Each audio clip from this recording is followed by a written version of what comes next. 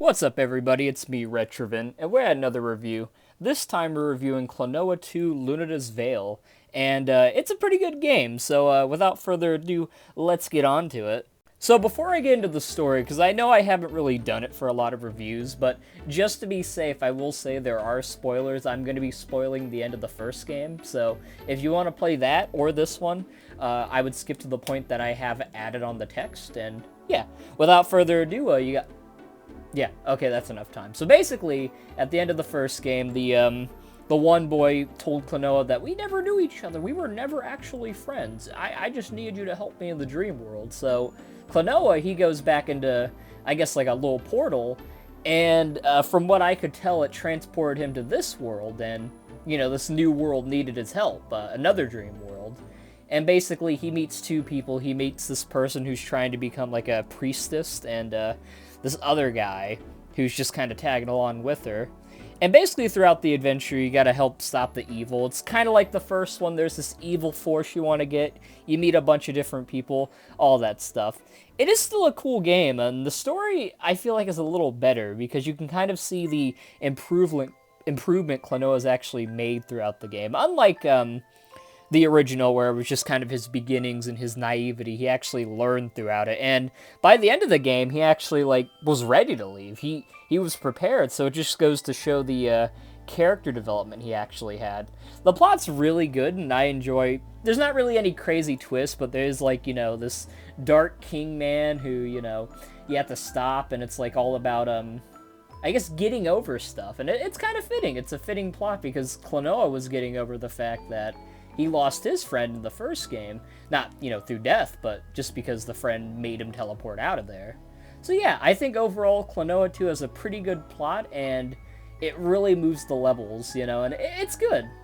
But with the plot out of the way, let's get on to the main game and everything. So the gameplay really hasn't changed at all from Klonoa 1, and that's not a bad thing. This is only the second one in the franchise, so you would expect that, for the most part, it keeps a lot of the basic mechanics. It does feel a little smoother, though, so I'll give it that, and it still goes well with the levels, like throwing the enemies and all that, using them to boost up, jumping, the little flutter jump, all of it. It's all really good, and it all works out still well. I would, like, get more into it, but I've already explained a lot of the moves in the first game review. There are still semi, like, 3D sections. In fact, it's less like the first one, where it feels a little more 2D. Like, the 3D environment still has, like, sprites and everything, to the point where now Klonoa 2 is, like, a fully 3D, within a 2D sort of, like, gameplay perspective. That would be the difference, I'd say. Like, all the models are 3D now. They're no longer sprites, and in some ways it does make the style feel a little more bland, but I think it's good still. They still kept a lot of the charm with it. And with mentioning the 3D, it does feel like there are a lot more, like, semi-3D sections where, like, you're riding on a little skateboard thing or a surfboard thing, or doing stuff like that where, like, you're actually, like, in a 3D sort of area. Now, you're not, like, moving forward by yourself, but it's in, like, a 3D plane with using 2D controls. Like, you're still moving left and right, but you're going forward as if you're going 3D. Which, you know, is good. I like that it's more than just, you know, how the first one was with some minecart things, or getting moved to another layer. They utilize the 3D a lot more in this one, and it kind of makes sense because it's a PS2 game. And not just the 3D-centric ones, even the 2D-centric vehicle levels, like the snowboarding as well, work pretty good. And I'd say overall the vehicles are a much better improvement over the first one. First one still had pretty good vehicles, but this one just feels really smooth and very well utilized.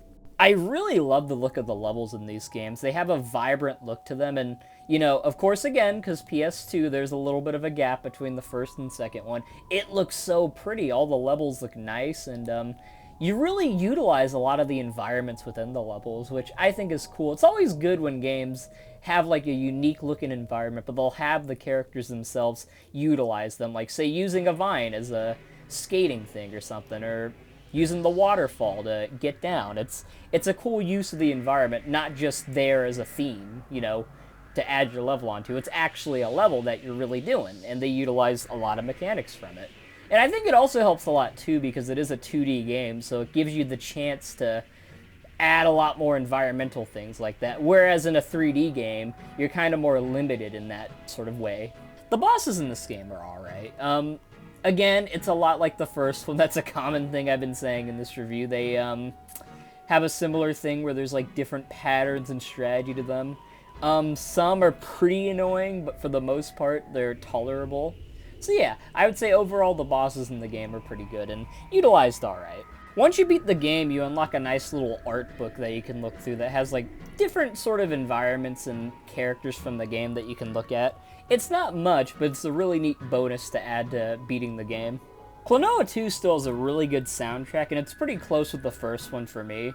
Like, there are some tracks I prefer compared to some of the tracks in the first one, but there are also tracks in the first one that I think are better than other tracks in the second one. So I'd say it's enough to where both soundtracks are equally as good. There's still a few I'm maybe kind of not as big of a fan of, but for the most part, the soundtrack is very beautiful. It's got a nice little orchestral feel to it. A lot of them do fit the environments. Like, they have a carnival one that fits the theme and all that. So, like, for the carnival level, for example. So it's good. But without further ado, I'll let you listen to some 3 really good tracks.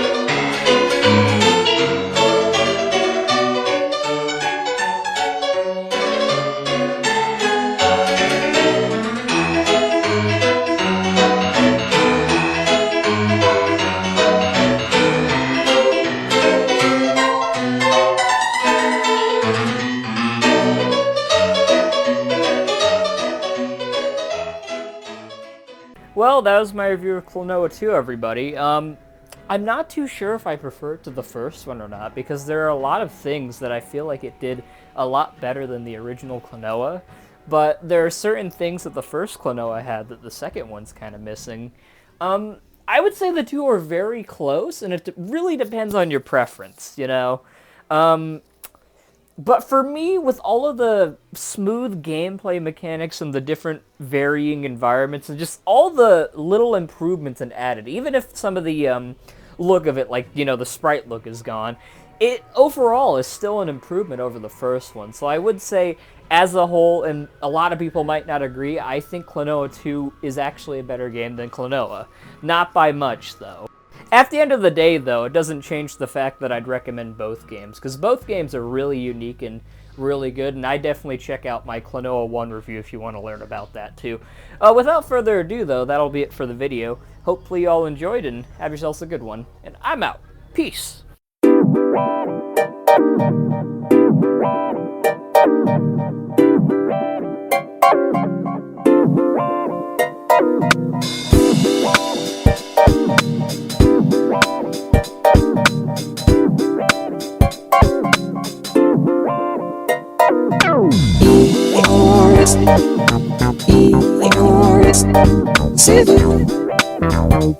Seven.